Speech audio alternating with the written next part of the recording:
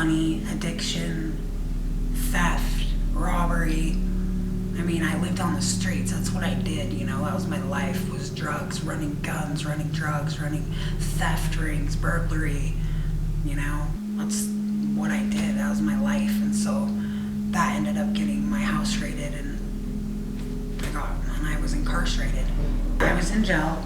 I had a baby there, incarcerated. I've been incarcerated a lot in my life.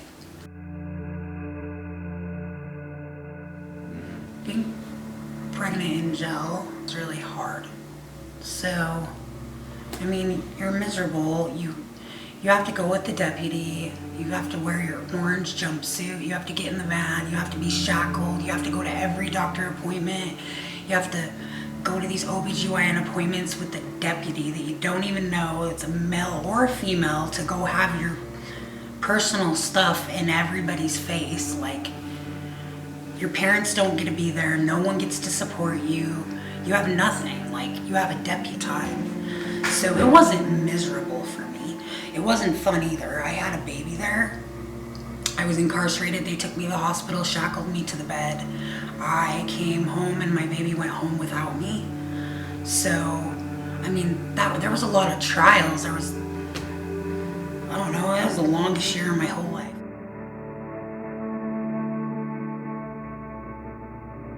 Jail sucked, but it was a safe place. There was food. I knew I could eat, you know? Like, it's not a place I'd want to be. But when I got there, they tell you what to do. I mean, basically, your rights are all taken away, but I did the crime, I have to do the time. It wasn't fun, I'm not gonna lie. Pregnant in jail was awful. And after having my baby, that was even harder. Because he only got to come one time a month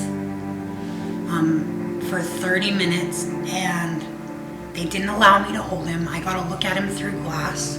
So I just got to see his face. Till he was 6.5 months old when I got to go home.